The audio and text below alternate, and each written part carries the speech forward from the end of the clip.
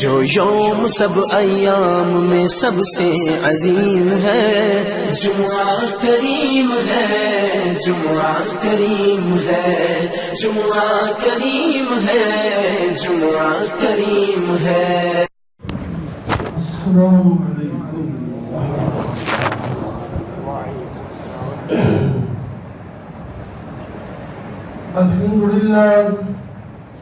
الحمد لله وكفى والصلاة والسلام على سيد الرسل وخاتم الأنبياء أما بعد فأعوذ بالله من الشيطان الرجيم بسم الله الرحمن الرحيم إن الذين فتنوا المؤمنين والمؤمنات ثم لم يتوبوا فلهم عذاب جهنم ولهم عذاب الحريق وقال في مقام آخر وأما القاسطون فكانوا لجهنم حطبا وقال في مقام آخر وكذلك أخذ ربك إذا أخذ القرى وهي ظالمة إن أخذه أليم شديد وقال النبي صلى الله تعالى عليه وسلم الظلم ظلمات يوم القيامة وقال عليه الصلاة والسلام انصر أخاك ظالما أو مظلوما صدق الله مولانا العظيم وصدق رسوله النبي الكريم ونحن على ذلك لمن الشاهدين والشاكرين والحمد لله رب العالمين۔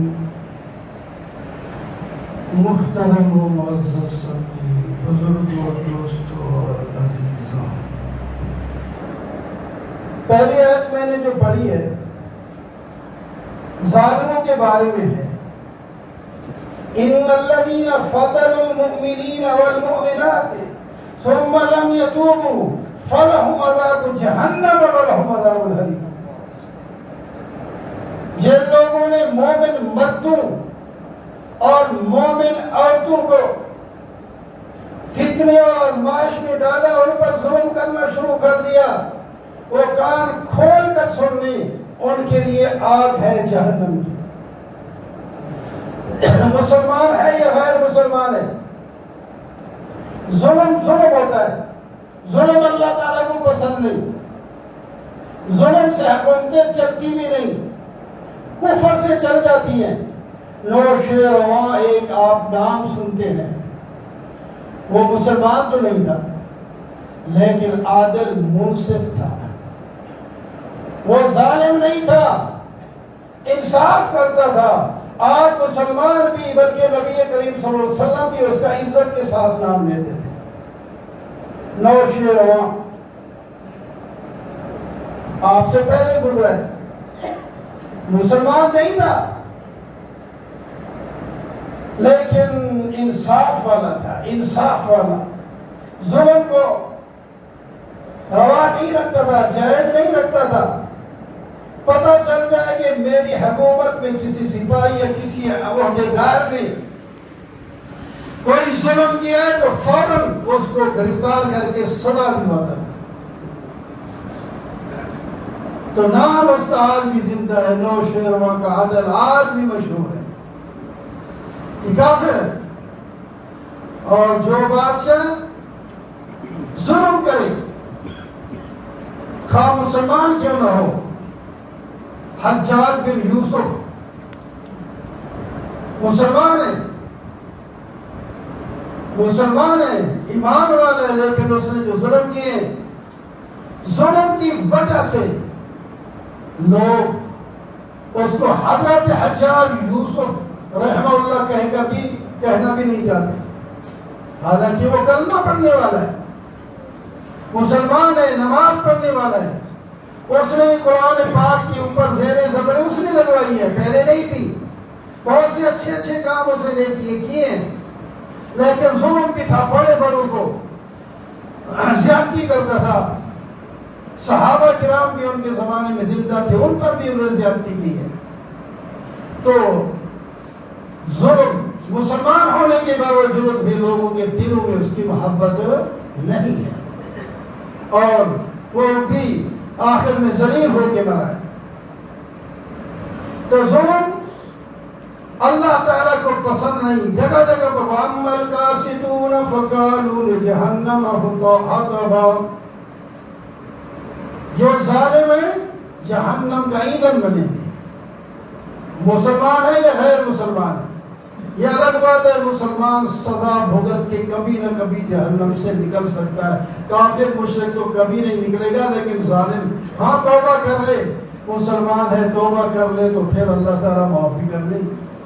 یہ نہ سمجھیں میرے پاس طاقت آ گئی ہے اور میں ظلم اس طرح ان مسلمانوں پر کرتا رہوں گا، ظلم کی رات ایک دن ڈھل جائے گی، وہ دن بھی لوگ دیکھیں گے جب یہ کٹلے پہ کھڑا ہوگا اور جہنم کا ایندھن بن رہا ہوگا۔ بکرے کی ماں کب تک خیر منائے گی؟ ایک نہ ایک دن بکرے کی جو ہے بکرا جو ہے چھری کے نیچے آتا ہی ہے، کیا کرنا ہے اس کا؟ کوئی ہر چلانے ہے، اس کے ساتھ کنواں چلانا، کیا کرنا ہے؟ آخر بکریاں جو پالی جاتی ہیں اور خاص کر بکرے، ان کا ویسے مقصد گوشت ہی ہوتا ہے، تو گوشت تب ہی حاصل ہوگا جب ذبح ہوگا۔ جتنا بھی کوئی پالے وہ یہ سمجھے کہ میں تو بڑا محبوب بڑھ گیا ہوں اپنے مالکوں کا، وہ تو تیرے گوشت کو دیکھ رہے ہیں، کب ہمارے مقصد کے مطابق اس کے اندر گوشت ہو گیا ہے کہ آپ اس کو ذبح کر دیں۔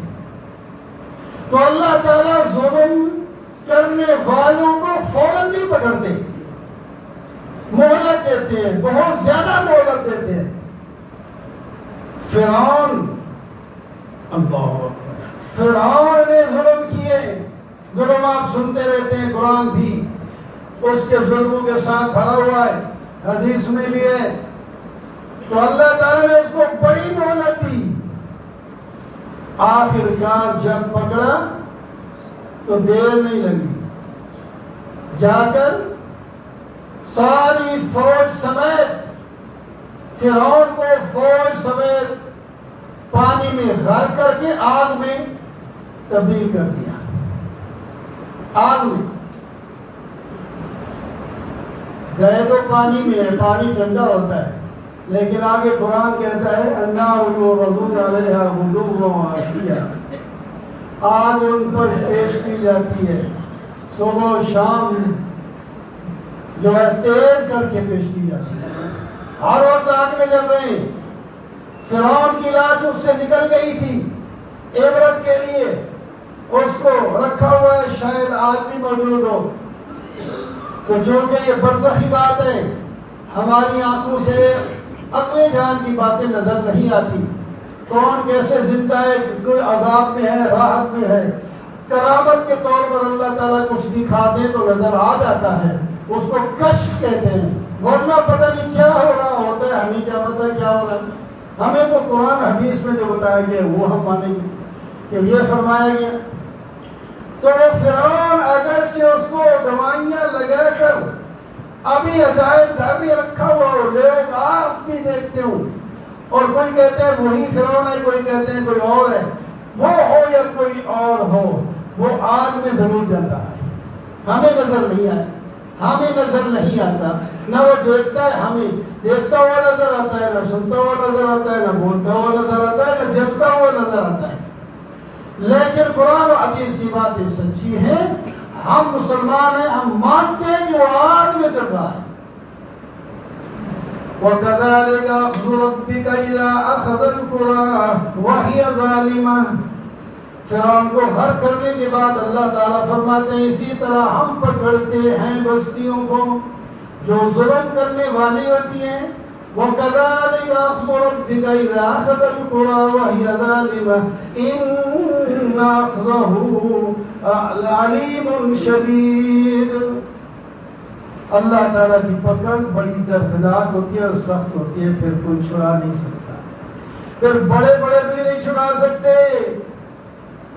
ابراہیم علیہ السلام اپنے باپ آزر کو چھڑانے کے لیے پورا پورا زور لگایا دنیا میں بھی، آخرت میں بھی ایک زور لگائیں گے کہ کسی طرح اس کی بخشش ہو جائے۔ اللہ تعالیٰ نے فرمایا اس کی بخشش نہیں ہوگی۔ ہم یہ تو مشرک ہے، ان اللہ لا یغفر ان یشرک بہ ویغفر ما دون ذلک لمن یشاء۔ یہ قانون سن لو، کان کھول کے سن لو، جو شرک کے ساتھ مر گیا اس کی بخشش نہیں ہوگی، اگرچہ وہ کسی خلیل اللہ کا باپ کیوں نہ ہو، نبی اللہ رسول اللہ صلی اللہ علیہ وسلم کا چچا کیوں نہ ہو، نوح علیہ السلام کی بیوی کیوں نہ ہو، لوط علیہ السلام کی بیوی کیوں نہ ہو، یہ قریبی رشتے ہیں، اور نوح علیہ السلام کا کنعان بیٹا کیوں نہ ہو، جو ایمان نہیں لایا شرک کے ساتھ مر گیا وہ جہنم میں جائے۔ کوئی نہیں چھڑا سکتا، کوئی نہیں چھڑا۔ یہی فرعون کہتا تھا ان ہؤلاء لشرذمۃ قلیلون، ٹھیک جماعت ہے، یہ ہمیں غصے دلا رہے ہیں، آؤ ان کو پکڑ کے رگڑ دیں۔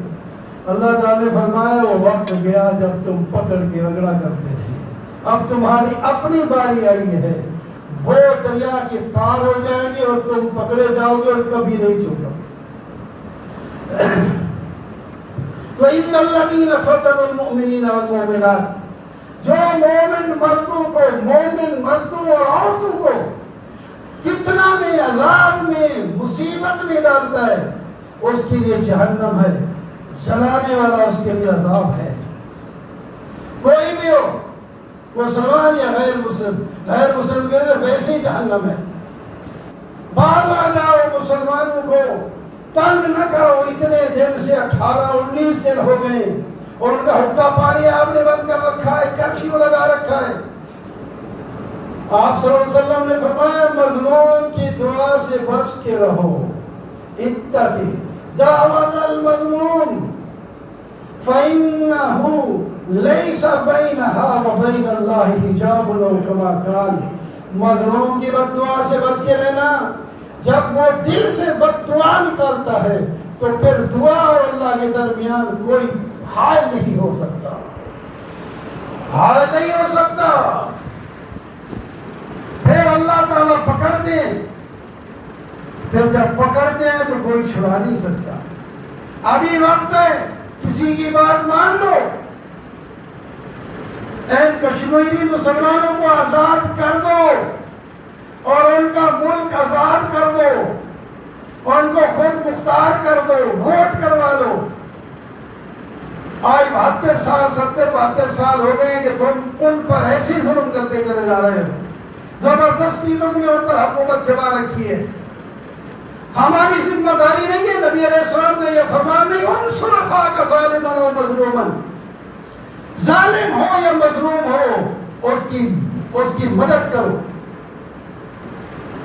صحابہ نے عرض کیا یا رسول اللہ یہ بات ہمیں سمجھ نہیں آ رہی، مظلوم کی مدد تو ہمیں سمجھ آتی ہے کہ اس کو ظلم سے چھڑوایا جائے، اور ظالم کی مدد کرنے کا یہ مطلب ہے اس کی مدد کرے اور زیادہ ظلم کرے، یہ تو ہمیں سمجھ نہیں آ رہی۔ کیا فرمایا؟ نہیں، یہ غلط سمجھو، اس کا مطلب یہ نہیں ہے کہ ان کے ظلم میں شریک ہو جاؤ، اس کی مدد یہ ہے کہ اس کا ہاتھ پکڑ لو، خبردار آگے ظلم نہیں کر سکتے تم۔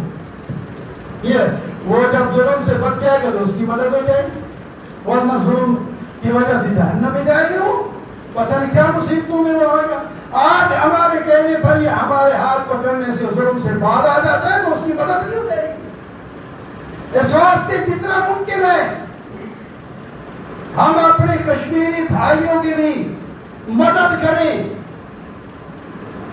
اللہ تعالیٰ نے قانون بنایا ان الذین فتنوا المؤمنین والمؤمنات، اب وہ ہو یا کوئی ہو، 24 صدی ہو، 3 میں ہو، 15 ہو، کسی میں بھی ہو، جو بھی مومن مردوں یا مومن عورتوں کو فتنے میں ڈالیں گے، عذاب میں ڈالیں گے، پریشان کریں گے، ان کے لیے جہنم کی آگ ہے، جلنے کا عذاب ہے۔